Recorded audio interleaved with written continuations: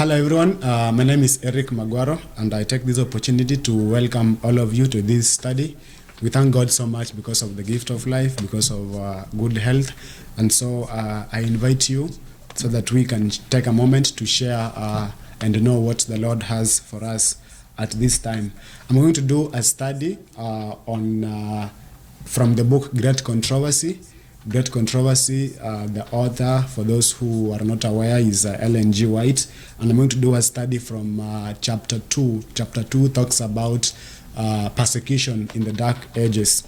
So I invite all of you, let us take a moment to study the word and know what he has for us, especially this day, because I believe that the Lord has revealed light to me, and I'm convinced that he has impressed my mind to share that to everybody, especially in these last days, because I'm convinced that Christ is coming back very soon. We know we are living the last days, and as the Bible tells us that when we see all these things, then we should look up, because our redemption draweth nigh. It is even nearer now than we first believed. So I invite all of you, but before we enter into the study, I request that we take a moment to pray so that we can seek God's guidance to guide us in this study. Let's believe and pray. Almighty Father, we thank you because of the opportunity that you provided unto us. We thank you, Lord, because of the gift of life. We thank you because of this opportune moment that we don't want to waste, oh my Father. But Lord, as we tackle this study, I pray that, Lord, your Spirit may guide us, so that, Lord, you may the truth can convict our hearts, so that, Lord, we may make decisions to follow you, decisions from the bottom of our hearts, Lord. And Lord, above all, as I continue with this study, I pray that, Lord, your glory may be seen in it. And Lord, as I present it, Lord, let me decrease while you increase, Lord. And I know that you have great things for us. So open our minds to receive this truth, for this is my prayer, believing and trusting in the mighty name of Jesus. Amen. Amen.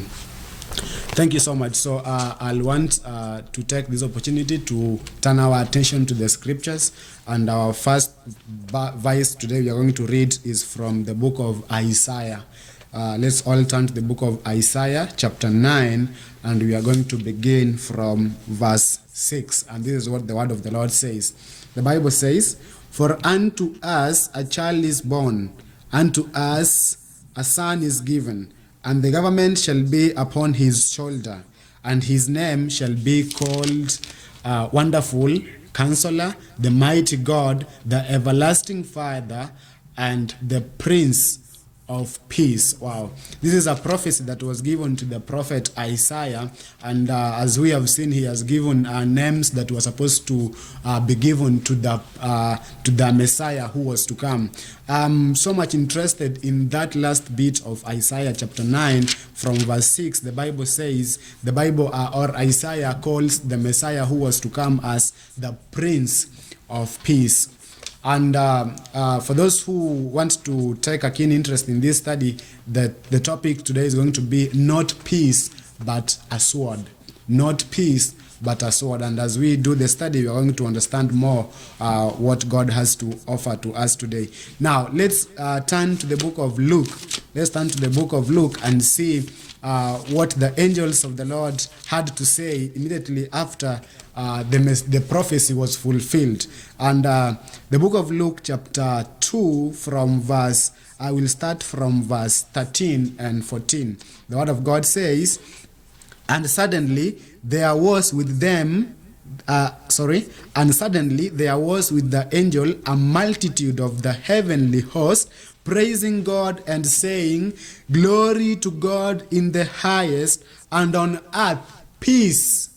That word, we come across it again. "And on earth peace, goodwill towards men." Wow. This is an amazing prophecy that has been fulfilled. And so God has sent the angels of the Lord to the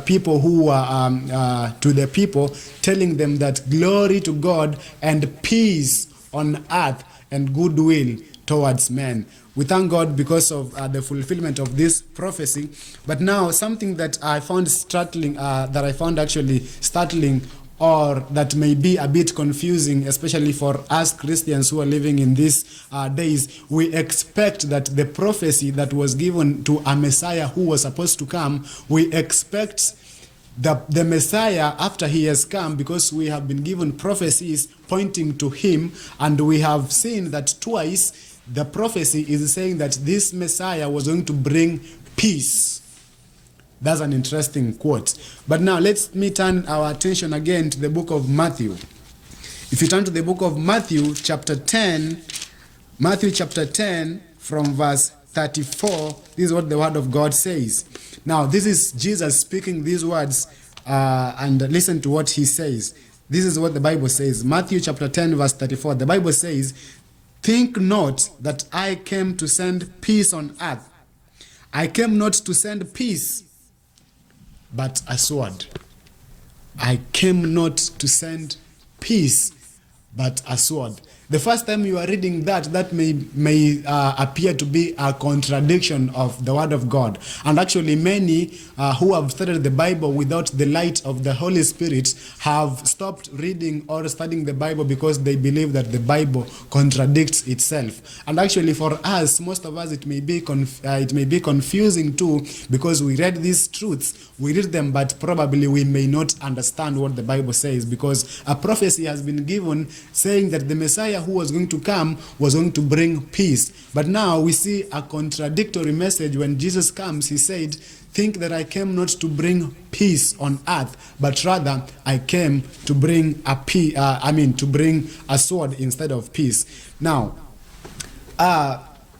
I'm going to read a quote from, like I said, this presentation is based on the Great Controversy chapter 2, so I request for those who are not ready to go back and read it. But I'm going to read a quote from Great Controversy, that is page 47, and I'll start reading from paragraph 1.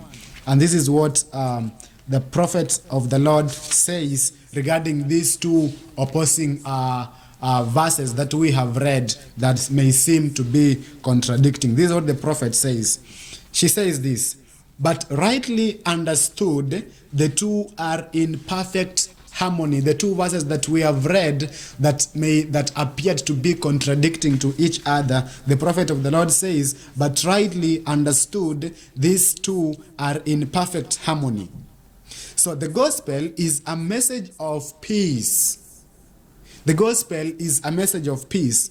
Christianity is a system which, received and obeyed, will spread peace, harmony, and happiness throughout the earth. Did you hear that?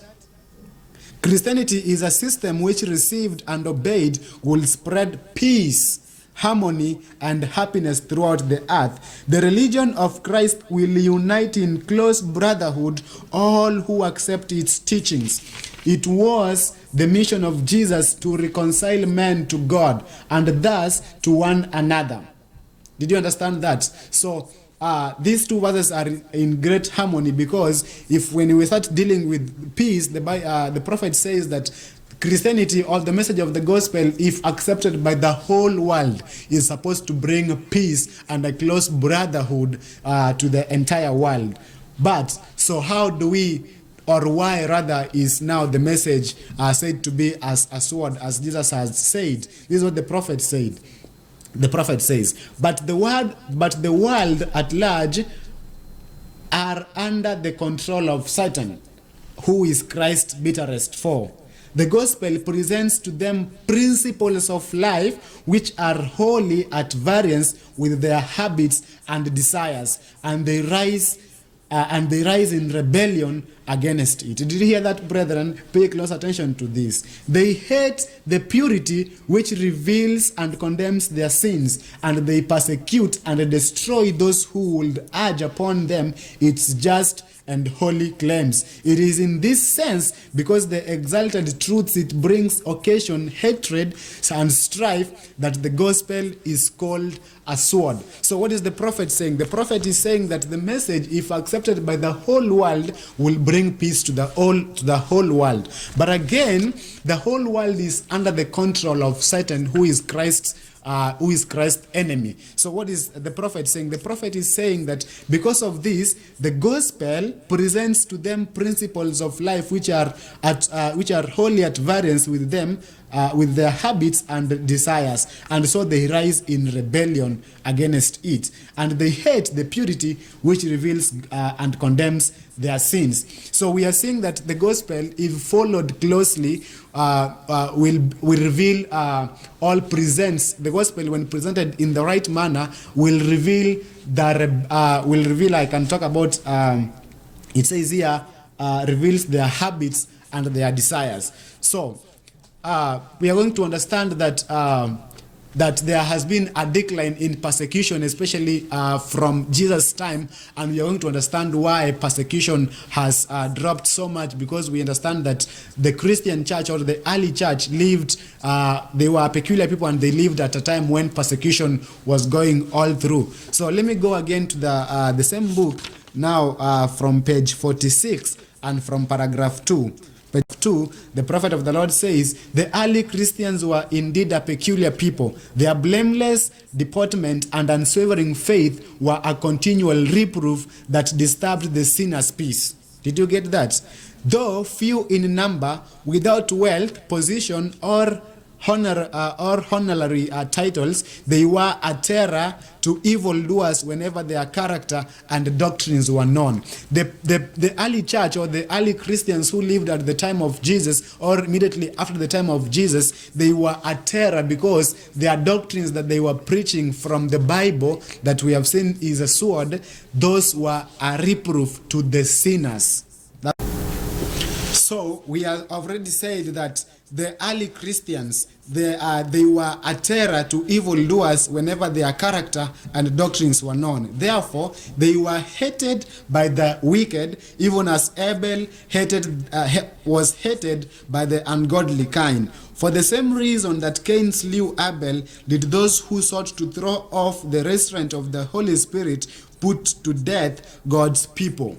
It was for the same reason that the Jews rejected and crucified the Savior, because the purity and holiness of his character was a constant rebuke to their selfishness and corruption. Did you listen to that, brethren? The Bible, not the Bible, but the prophet of the Lord says that Jesus, the reason why Jesus was persecuted is because his holiness and his purity was a constant rebuke to the Jews. That is why they rejected him. And of course, we expect that if Jesus was persecuted because of his purity, like we said, that the prophet says that the early Christians were a peculiar people. So if they were a peculiar people, they were like, we could also say that they were holy. So because they were holy, and because they were peculiar people, whenever they went, their doctrines and their teachings were known. And so because of that, their holiness, the prophet says that Jesus' holiness and purity was a constant rebuke to their corruption, was a constant rebuke to their selfishness and corruption. Now, we come up with a question now, because when you study the history of the Dark Ages, we see that persecution was actually at a very high rate. But today, when we look around, persecution has not really stopped, but in a great sense, persecution has reduced so much. Now,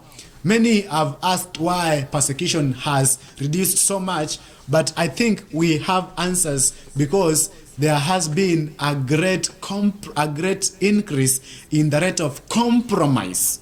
I've always talked about compromise. There has been a great increase in compromise, especially in the church. And the reason is simple, because no one wants to offend anybody.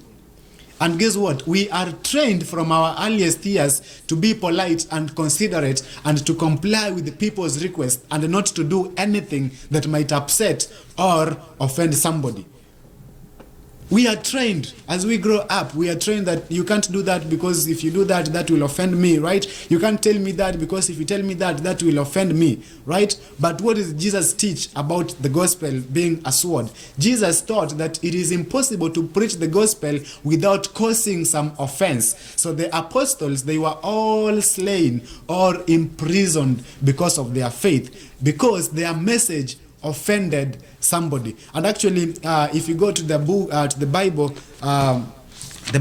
Second Timothy talks about persecution, and this is what it talks about. 2 Timothy chapter 3 from verse 12, the Bible says that, and all that will live godly in Christ Jesus shall suffer persecution. The Bible has told us that all who will desire to live a godly life in Jesus Christ will suffer persecution. So the question comes, why then has there been a great decline of persecution? Already we have said it is because of the great increase in the church, because of a great increase in compromising with the truth in the church. That is why we see that persecution has dropped in a very big difference. So we are saying that we do not suffer persecution today because we have compromised so much with the world that the offense of the gospel has been greatly diluted. Jesus was very clear when he said that I came not to bring peace, but a sword, in this sense that the message or the gospel has truths that when presented to evildoers, they will come to them as a reproof. That's what Jesus said. But today, the message or the gospel has been greatly diluted because of the increase in compromise in the church. That is why today we do not see a lot of persecution going on. But again, if we turn to the Bible again, the book of James, if we read from the book of James chapter 4 and verse 4, this is what the Bible says. Ye adulterers and adulteresses, know ye not that friendship of the world is enmity with God? Whosoever therefore will be a friend of the world is the enemy of God. Brothers and sisters, the Bible is very clear because it has told us that it actually refers to us as adulterers and adulteresses, and says this: do you not know that friendship with the world is enmity with God? What is the Bible trying to tell us? The Bible is trying to tell us that the message of the gospel is not supposed to be accepted by the world, because at large the world is under the control of Satan, who is the devil and who is the great dragon that we always study about. Now, the Bible again, if you turn to the book of 1 John chapter 3 from verse 1, the Bible says, behold, what manner of love the Father has bestowed upon us, that we should be called the sons of God. Therefore the world knoweth us not. The world knows us not because it knew him not. Brothers, the Bible has told us here very clearly that the world, when Jesus came, the world did not know him. The Jewish never accepted him. The evildoers never accepted him. So it is saying that the world does not know us because it did not know him. But this message will not make any sense to us if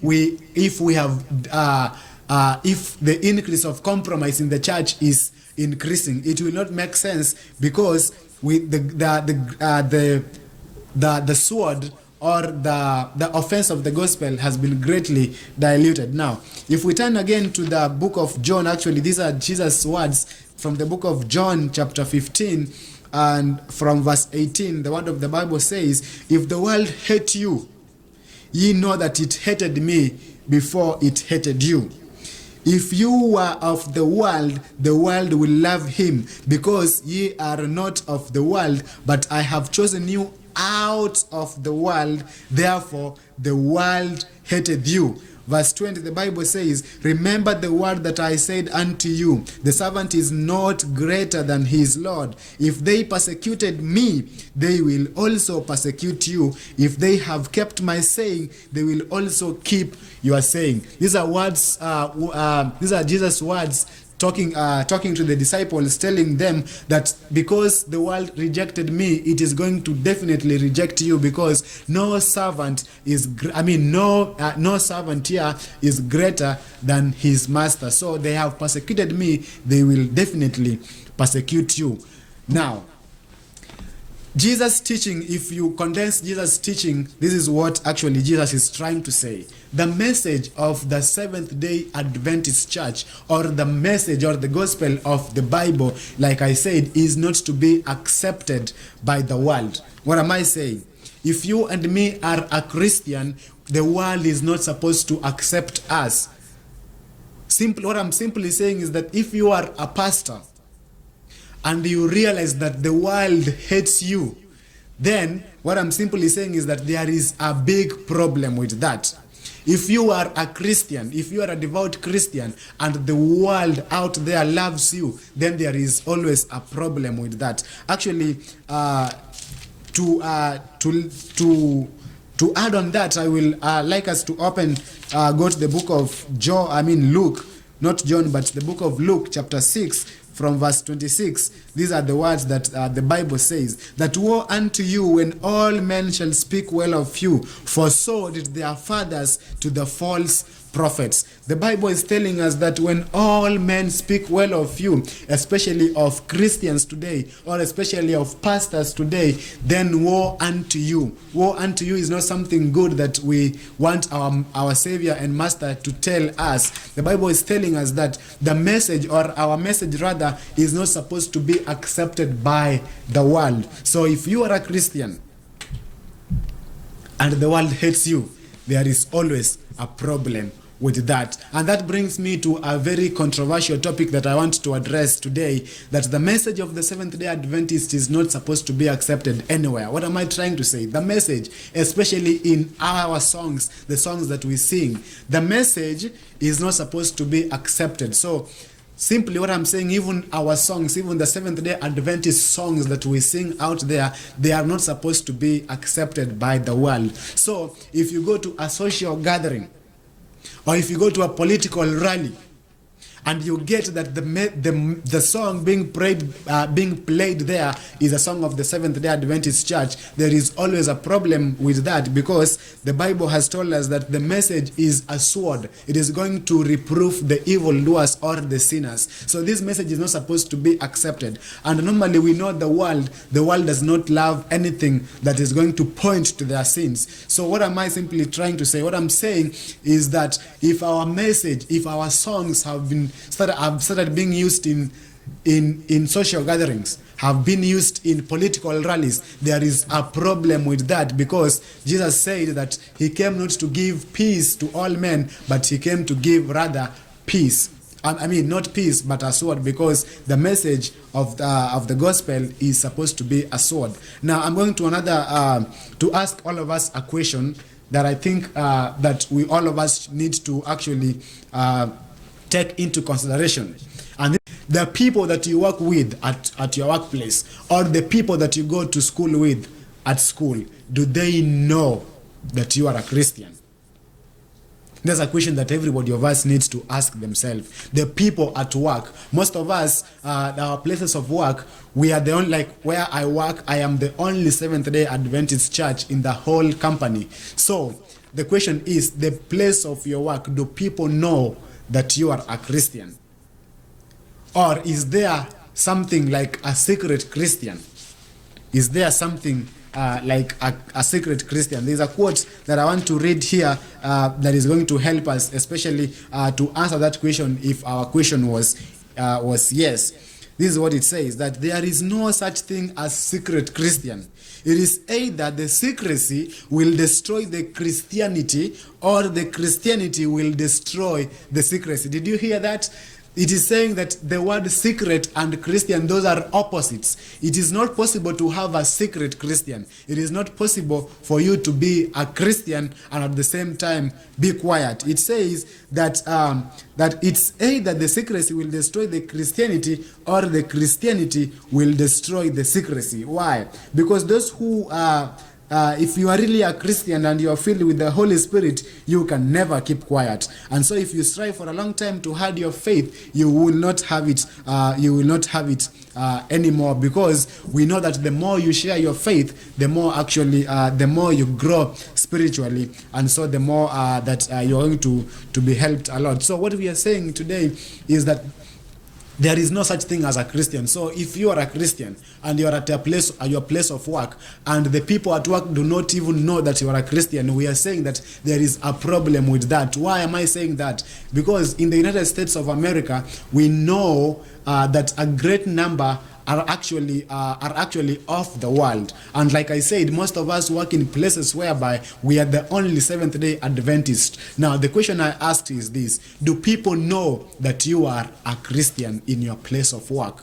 Or are you hiding your Christianity? But again, we have realized that it is not possible to be a secret Christian. Let me give you an example of myself, where I work at. The first day when I went to work, actually, I got in a conversation with a friend of mine, and the first thing that we started talking about was diet, because we went to break, and then we had a lot of food being offered there, and I had to refuse eating that food because the food had a lot of meat content. So we came up with a conversation or an argument of, I had to be frank to them and tell them, you know what, I don't eat meat.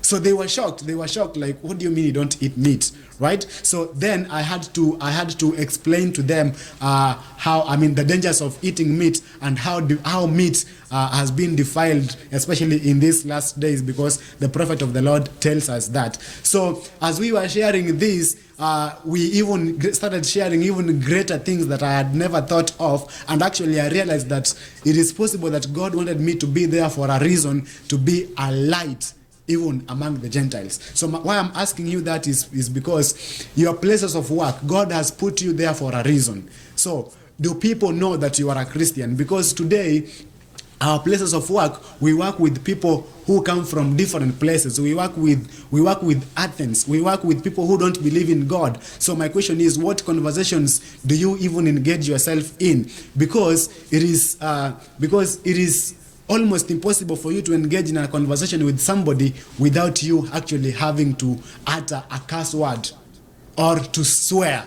So my question is, because at my place of work, people realize that when they talk to me, they use so much cursing, but I actually don't use. So they realize that this guy, even the way he speaks, the way he dresses, is different. So what am I trying to say?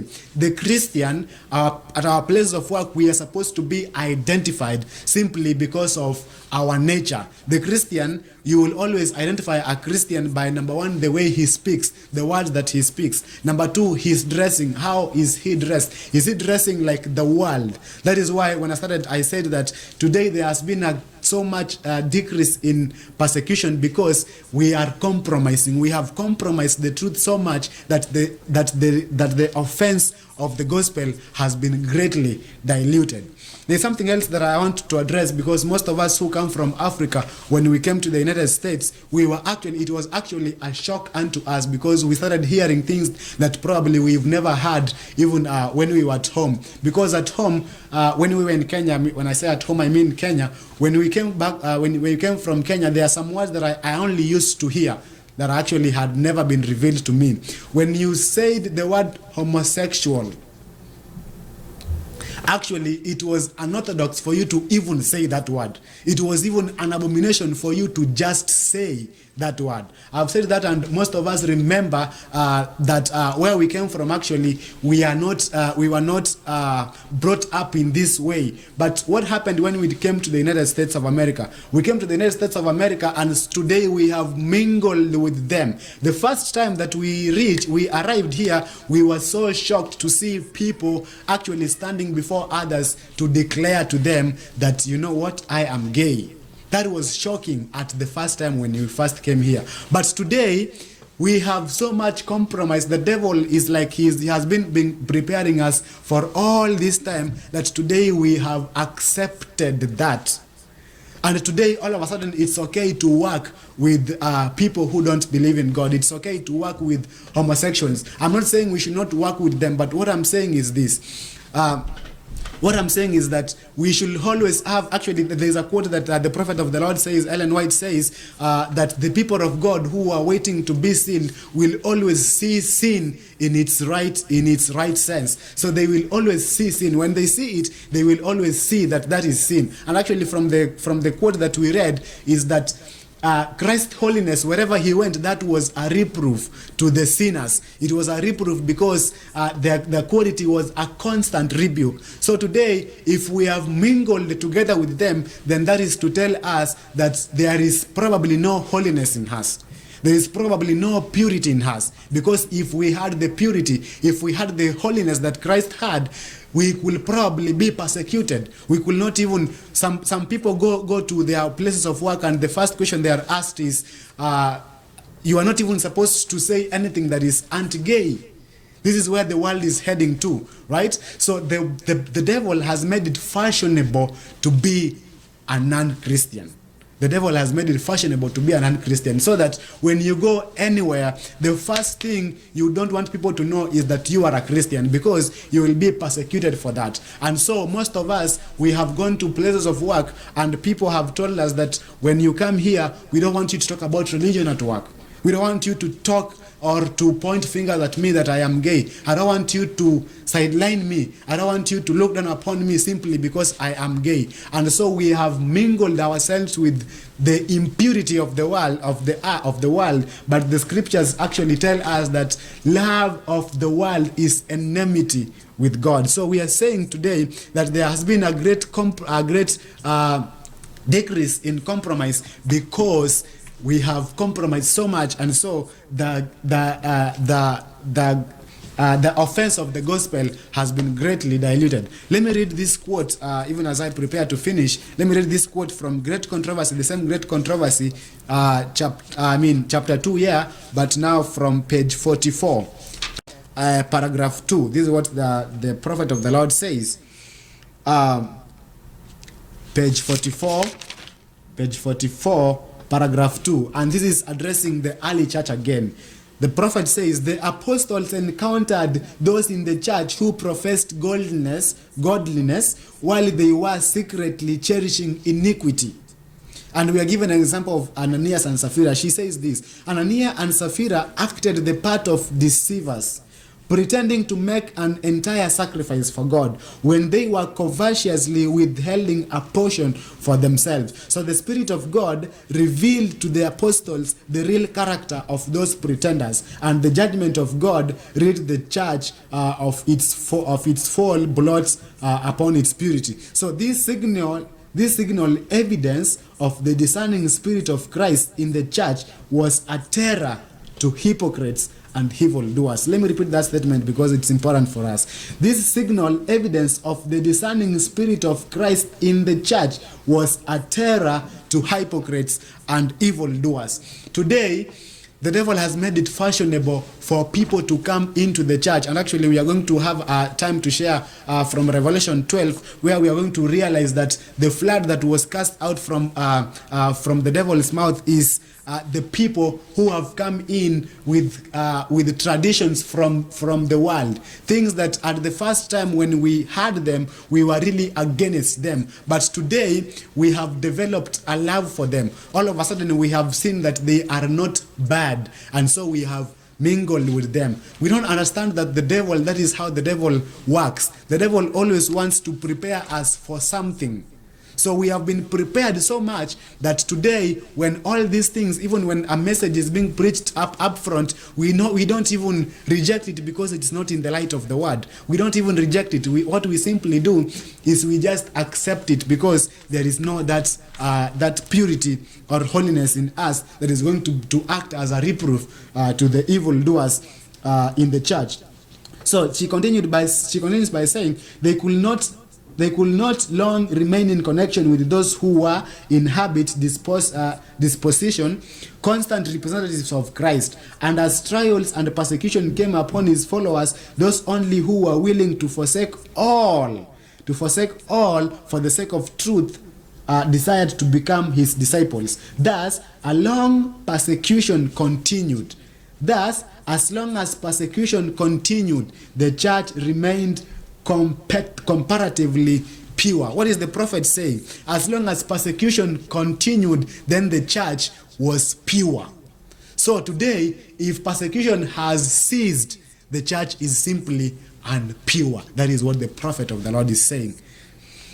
Then she continued by saying, but as it ceased, the converts were added who were less sincere and devoted, and the way let me repeat that. But as it ceased, persecution is talking about persecution, but as persecution ceased, converts were added who were less sincere and devoted, and the way was open for Satan to obtain a foothold. Did you hear that? Because persecution ceased, a way was opened for the devil to come in and obtain a foothold. But there is no union. The prophet says there is no union between the prince of light and the prince of darkness, and there can be no union between their followers. When Christians consented to unite with those who were but half converted from paganism, they entered upon a path which led further and further from the truth. So Satan exulted that he had succeeded in deceiving so large a great number of followers. He then brought his power to bear more fully upon these and inspired them to persecute those who remained true to God. So what the prophet is saying, that those who had remained true, those who had remained pure, those who had remained holy were persecuted. The devil persecuted them because they had remained pure, and their holiness, wherever they went, whatever they thought, their holiness was a constant rebuke to the evildoers. Then she says this, none understood us so well how to oppose the true Christian faith as did those who had once been its defenders. And these apostate Christians, uniting with their half-pagan companions, directed their warfare against the most essential features of the doctrines of Christ. It required a desperate struggle for those who would be faithful to stand firm against the deceptions and abominations which were discussed in sacerdotal garments and introduced into the church. Then listen to this quote. The Bible was not accepted as the standard of faith. The doctrine of religious freedom was termed as heresy, and its upholders were hated and proscribed. Did you hear that? That a time came when the Bible was not accepted as the standard of living or as the standard of faith, and because of that, those who taught the Bible actually were persecuted. Now, to finish, let's read from the same book again, but now from page 48. Let's read the third paragraph. That is the last paragraph. This is what the prophet says.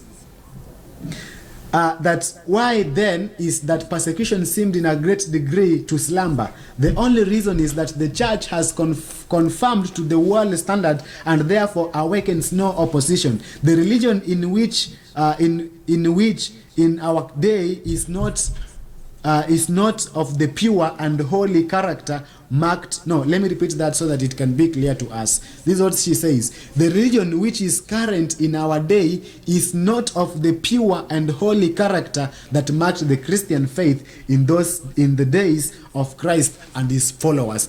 What she's simply saying is that this religion that we profess today is not the religion that the followers of Christ professed immediately after Jesus was taken to heaven. That is why persecution has slumbered so much. Then she says, it is only because of the spirit of compromise with sin.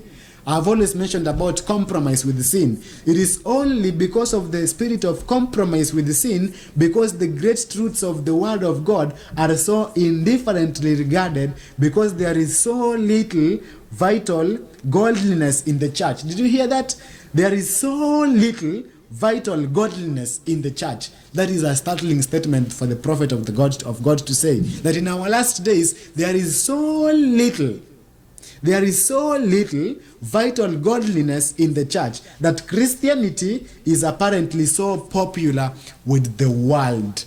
Brethren who are listening to me, Christianity is not supposed to be popular with the world. Like I said, our message is not supposed to be accepted by the world. Like I said, the message of the Seventh-day Adventist Church is not supposed to be accepted to the world. That is why there has been so much decline in persecution. Then this is what she finishes with from chapter 2 of the Great Controversy. She says this: let there be a revival of faith and power of the early church, and the spirit of persecution will be revived and the fires of persecution will be rekindled. What she's simply saying is that we have a need for a revival in our church. We need to be revived and always look for the purity that lived in the time of Jesus, and look for the holiness, only searching for the holiness and the purity of Christ that is going to bring back the persecution that has greatly declined in our days. So I'm finishing this to say this.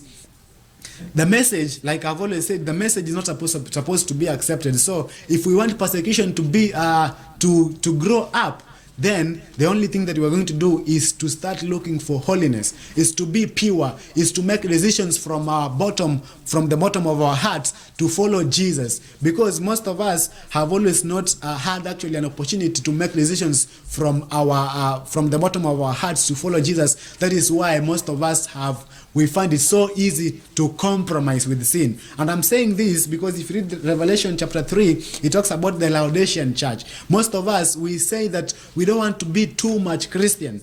I know you've had people who say, you meet people say, yeah, I'm a Christian, yeah, but I'm not too much of a Christian. I don't want to be too much of a Christian. What they simply mean is that there are truths that the Bible teaches that we have disregarded so much, so that the gospel or the offense has been greatly diluted. So most of us say, I am a Christian here, but I am not too much a Christian. And brethren, that is where the problem comes in, because when you are not too much of a Christian, then you are giving the devil an opportunity to tempt you upon what you just said, because it will be so easy for you to give in to compromise. So my message today is that please let us make decisions from the bottom of our hearts to follow Jesus, because when we do that, sin will be we will always see sin we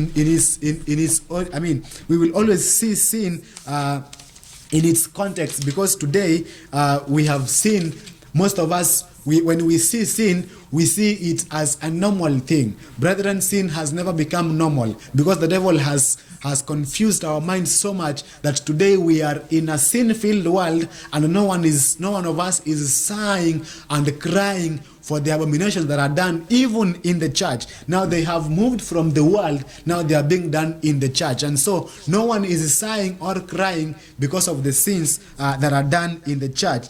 But again, we need to understand that there's a quote I'm looking for that I want to read, and actually I have found it.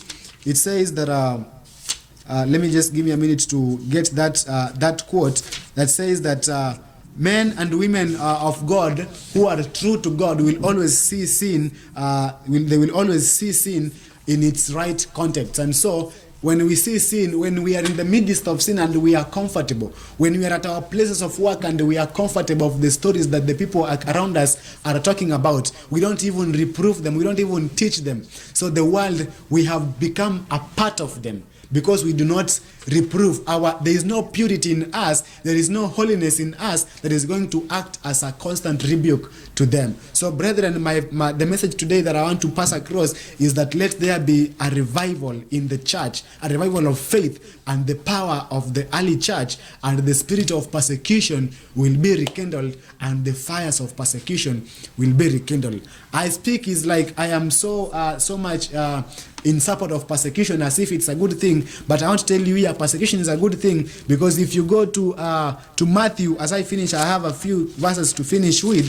If you read to Matthew, the Bible says in Matthew chapter 5, if you take a moment to turn there to Matthew chapter 5, actually from verse 11 and 12, this is what the Bible says. Blind men shall revile you and persecute you, and shall say all manner of evil against you falsely for my sake. Rejoice and be exceedingly glad, for great is your reward in heaven. For so persecuted they the prophets which were before you. The Bible is telling us that when we are persecuted, we should actually rejoice, because greater in heaven is our reward, simply because Jesus said that because they have persecuted me, they will also persecute you. They will automatically persecute you. Let's go to the book of Hebrews. If you go to the book of Hebrews chapter 11, and you read from verse 35, this is what the Bible says, that women received their dead raised to life again, and others were tortured, not accepting deliverance. not accepting deliverance, that they might obtain a better resurrection. So, brethren, what we are reading here is that when we are persecuted for Christ's sake, there is always a greater reward in heaven for us. And so we should always strive to be persecuted, not really strive to be persecuted, but when we look for holiness, when we are searching for holiness, when the sins of the people, even in the church, is a reason for us to sigh and cry, then the Bible says that greater is our reward in heaven. Verse 36 says, and others had trials of cruel mockings and scorns and scourgings, yea, moreover of bonds and imprisonment. Then 37 says that they were stoned, they were sawn asunder, they were tempted, were slain with the sword, they wandered about in sheepskins and goatskins, being destitute, afflicted, and even tormented. The people who lived before, as in the great dark ages, as we have said, that they were persecuted because their holiness and their purity was a constant rebuke to them. And so we have said that persecution here is a good thing when you are being persecuted for the sake of Christ. So the prophet says that if we have a true revival in the church, then we are going to revive the fires of persecution, and persecution will be rekindled. So my brethren, my last comments to you is that I request us that let us make decisions from the bottom of our hearts to follow Jesus completely. Let us not be on the fence like the Laodicean church. Let us not be on the fence. Let us make decisions to follow Jesus. Then that is when persecution will be rekindled, and then we will be counted worthy to suffer for the sake of Christ. So please, I felt really moved to share this message to you, and please, I can tell you that we have more messages coming, because the Lord has revealed a lot of things to me that we are going to share in the near future. So please, I request that Lord, that please let this message sink in you. Do not harden your hearts when this message is coming to you. Make a decision today, because you do not know about tomorrow. Today is when you have the chance. So make a decision today to follow Jesus, and He will always be with you, because He promises that we will be persecuted here, but He will never leave us. He will be with us even to the end of the age. This far, brethren, I thank God so much because of the scriptures that we have shared. But as we close, let us also humble ourselves as we close with a word of prayer. Let us pray. Almighty Father, we thank you because of the opportunity that you have given unto us again. We thank you, Lord, because your Spirit has guided us. We have studied the scriptures, oh my Father.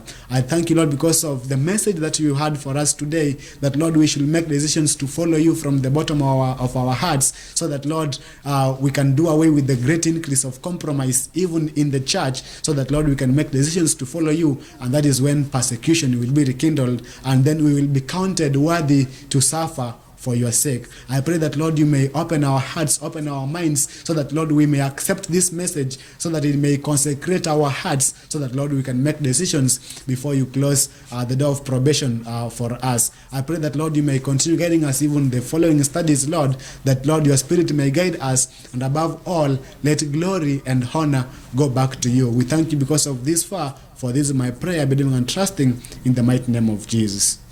Amen.